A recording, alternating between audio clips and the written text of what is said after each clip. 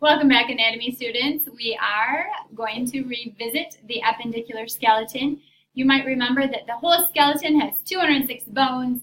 The axial skeleton, the head, the thorax, and the vertebral column, they have 80, which leaves 126 bones in your appendicular skeleton. So we've already talked about the arms and the pectoral girdle. So appendicular skeleton are your appendages, arms, legs, and their connectors, which are the girdles. So in this video, we're going to talk about the lower portion, the lower region of the appendicular skeleton, which is the pelvic girdle and the legs. So let's start with the pelvic girdle. Believe it or not, the pelvic girdle is actually made up of 3 separate bones that are fused together and then 2 put together.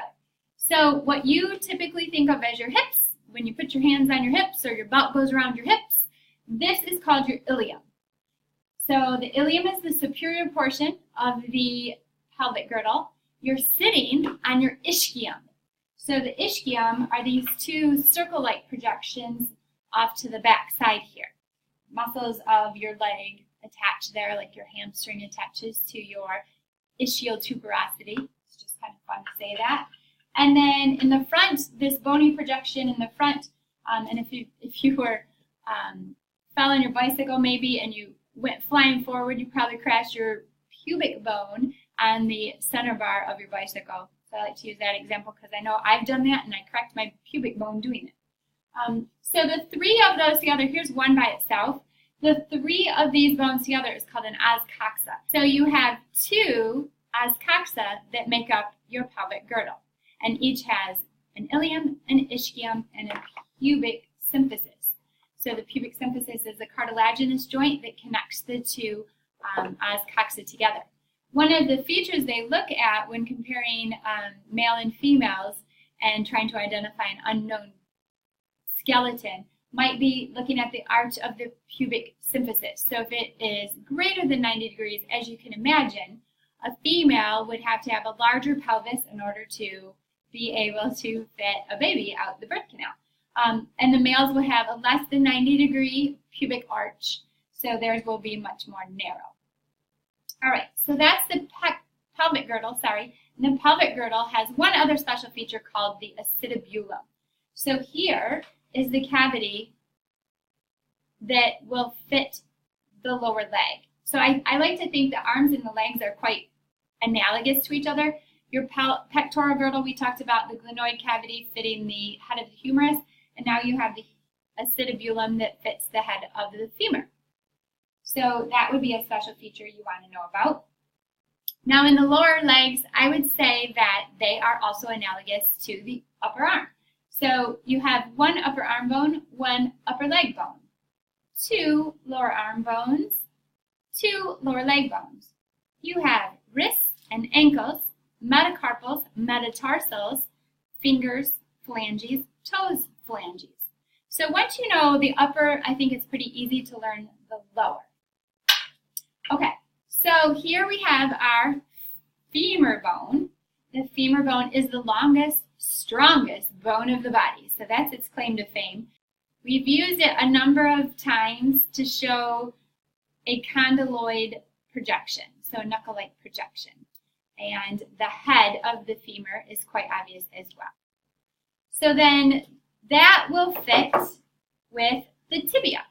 So the tibia is what you think of as your shin bone, the lower leg bone. This is the harder of the 2. It's medial compared to the fibula, which is lateral. The lateral bone, the fibula, is a skinny, slender bone. Notice it does not articulate at the knee, and it does not bear any of the weight of the body. So we're going to attach muscles of the lower leg to this for sure. You have your patella bone. We learned that when we learned types of bones. So this is a short bone, and that is what you would call your kneecap. So the patella and then the knee joint is actually made of the femur and the tibia. Okay. At the bottom of the lower leg, you have these knobby projections. So one that is most obvious, I think, when you feel your ankle bones, that would be the lateral malleolus, and then the one on the inside, when you feel that knob on the inside, that's the medial malleolus. So we typically think of these as ankle bones because we feel them at what we think of as our ankle, but truly they're projections of our lower leg. They're not ankle bones at all. So I think that's interesting. And then let's get into the foot. Here we go. So the tarsals are analogous to the carpals. The tarsals are your ankle bones. And I'm going to name two in particular. I'm going to name the talus bone because it articulates with the tibia. So I think that's an important one. And then I'm also going to name the calcaneus, which is my heel bone. And the reason I do that is because in the next chapter, I'm going to talk about muscles. And I know I have a couple muscles that I need to talk about their insertions via the calcaneus. So they insert on the calcaneus. So I need my kids to know that later. So here's your foot. These are your talus bones. 1, 2, 3, 4, 5, 6, 7. So the wrist only had 8. So there's one less here. And when I'm looking down on it, I can see the talus, the top bone there. And from the bottom, I can see the calcaneus. So those are the only two that I will name. And then again, you have 5 metatarsal bones. So metacarpals in the hand, metatarsals in the foot. This makes up the arch of your foot.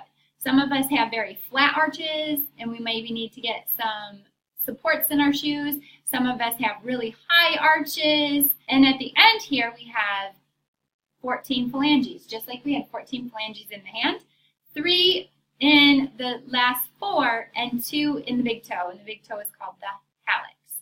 Everything is numbered the same from the big toe over.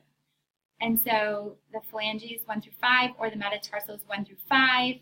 When you learn some tape jobs, when you take your sports medicine classes, you're going to look for this 5th metatarsal to start an ankle job. So knowing how to name those will be important later. And just like the thumb had a special name, the pollex, the big toe has a special name, and it's the hallux. So again, I always had trouble keeping those straight, so I had to come up with mnemonics. You'll come up with your own. So my mnemonic for the toe is I just think hammer toe hallux, because some people get hammer toes, and that helps you remember that it's in the toes. So that's the remaining bones of the appendicular skeleton, the bones of the lower region, the pelvic girdle, the thigh, the shin, the ankle, foot, and toes. So I hope that was helpful. Thanks for listening.